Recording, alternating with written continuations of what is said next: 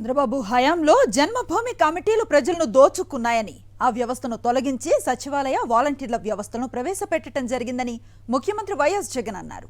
వాలంటీర్ల సేవలను ఘనంగా చాటడానికి ప్రతి ఏడాది నగదు పురస్కారాలను అందిస్తున్న వైఎస్ జగన్ ప్రభుత్వం ఈ ఏడాది కూడా ఈ కార్యక్రమాన్ని ఘనంగా నిర్వహించింది. ఈ సందర్భంగా మాట్లాడిన సీఎం వైఎస్ జగన్ సచివాలయ వాలంటీర్ల వ్యవస్థ ప్రత్యేకతలను వివరించారు. మేనిఫెస్టో పేరుతో చంద్రబాబు మరోసారి మోసం చేయడానికి సిద్ధపడ్డారని, బాబు కుట్రలను ప్రజలకు వివరించాలని వాలంటీర్లకు పిలుపునిచ్చారు. సంక్షేమ పథకాలు, అభివృద్ధి కార్యక్రమాల అమల్లో ఎలాంటి పక్షపాతం, అవినీతికి తావు లేకుండా విశేష సేవలు అందిస్తున్నారు వాలంటీర్లు.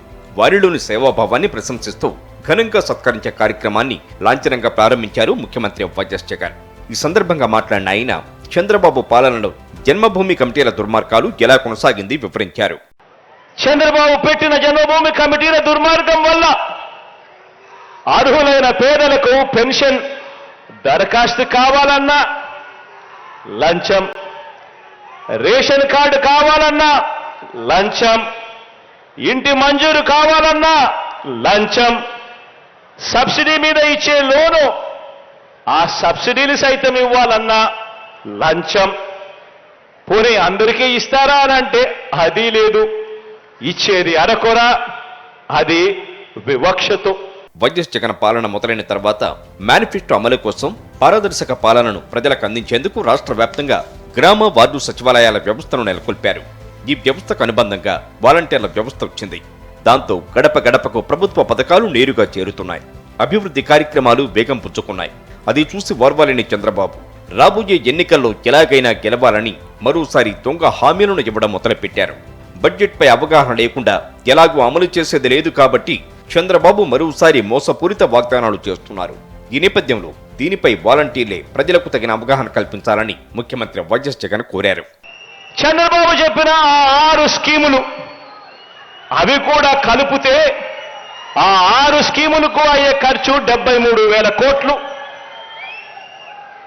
ఇలా టచ్ చేయలేని స్కీములు మరో 52,000 కోట్లు. మొత్తంగా 1,26,140 కోట్ల రూపాయల లెక్కలు తేలుతా ఉన్నాయి. ఆలోచన చేయమని అడుగుతా ఉన్నా. మరోవైపు మీ బిడ్డ సంవత్సరానికి 70,000 కోట్ల రూపాయలు ఇచ్చే కార్యక్రమం కూడా చాలా కష్టపడితే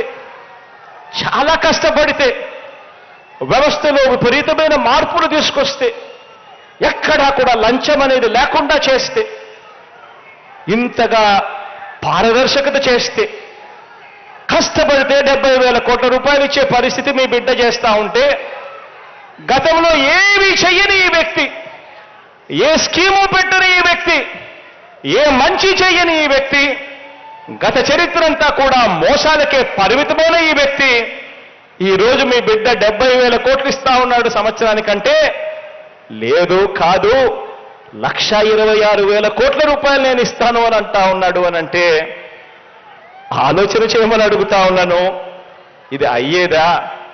మళ్ళీ మోసం చేయడం కాదా అని ఆలోచన చేయమని అడుగుతా ఉన్నా.